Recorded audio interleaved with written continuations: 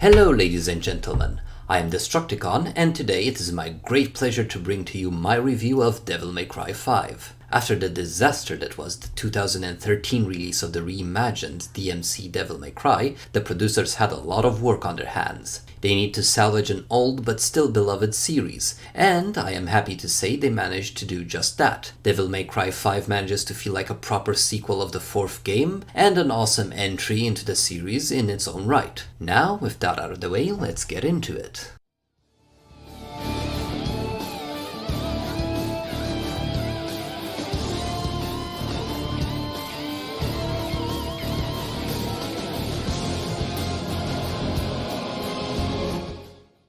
Devil May Cry 5 is a fun, stylish, over-the-top action-adventure hack-and-slash game from publisher and developer Capcom. In DMC5 you play as one of three characters, the previous series protagonists Dante and Nero, as well as a new mysterious character V. Just like in previous titles, the characters are distinct in their personalities, arsenals, and fighting styles. But DMC manages to turn it up to 11 such that just saying the characters are different would be an insult to the word. Each fighter is unique in almost every way. Nero, for example, has a pretty limited arsenal but has some of the most combos with his weapons. In addition, Nero can rev up his sword to empower it, doing a lot more damage and even more flashy and elaborate combos.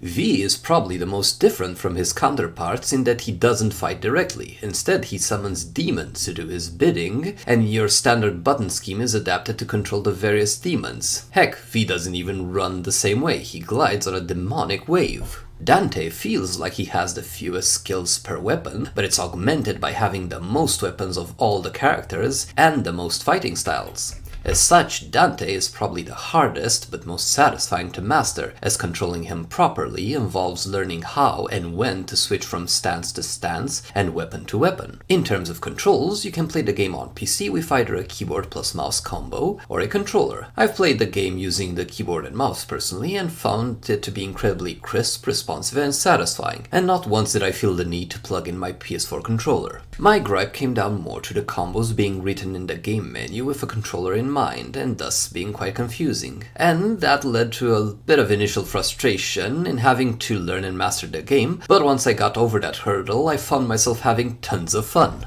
The combat is fast, stylish, but incredibly deep on so many levels. The game also does a good job of pacing your progress such that you don't get too overwhelmed. You start with a pretty small arsenal or number of combos, which increases as you progress. You also need to adapt and adjust depending on the enemies which you encounter, as many will have wildly different strengths, weaknesses, and attack patterns. The bosses take this one step further, often introducing new mechanics, forcing you to juggle these on top of your existing defense and offense. Once you master those on an individual level though, you can get into the finer points of the game. The split-second triggers, the stance dancing, the ebb and flow of acting and reacting to the various enemies while also chaining your combos and keeping your stylish meter high. Devil May Cry lets you know how well you're doing with its style meter, which makes a return from the previous games. The style meter increases based on how many different combos you can chain without getting hit, with the coveted triple S being your goal for each fight. Based on your combat performance, you'll be awarded with a number of red orbs, which you'll then use to upgrade your weapons, stances and combos, or purchase new moves entirely. And it's not only the characters or combat bristling with personality, the game is infused with it on every level. The fighting is brought to life with sharp and detailed graphics, from the spot-on textures of the environments or the characters' clothes and gear to the special effects such as hair, smoke, space dilation and electrics. The animations go above and beyond the Call of Duty, turning combat into a form of art as you weave your way from enemy to enemy, delivering devastating combo after combo. The music is perfectly tuned for the game, fast-paced but not hectic, inspirational but not overwhelming, delightful, satisfying, and fun. The voice acting is spot on, capturing the essence of each character, their personalities, their interactions, their internal struggles, their subtle or at times not so subtle jokes. And while the game does have a over-the-top fun feel, it knows how to balance its moods. It can be corny and fun when it needs to, but can also switch on a dime to tense, serious, and dramatic. And like the combat, the story also hides a bit of depth itself and will positively surprise fans of the series with a few twists and turns. The game also encourages you to play through it several times. Firstly, it's full of secrets of all sorts, from hidden challenge missions to weapons and Easter eggs. There's also a secret ending and a few cutscenes if you're good enough to unlock them. This gives DMC5 a surprisingly large replay value despite a relatively short campaign, and I truly believe that to fully enjoy the game you should play it several times, preferably starting with the highest available difficulty, Devil Hunter.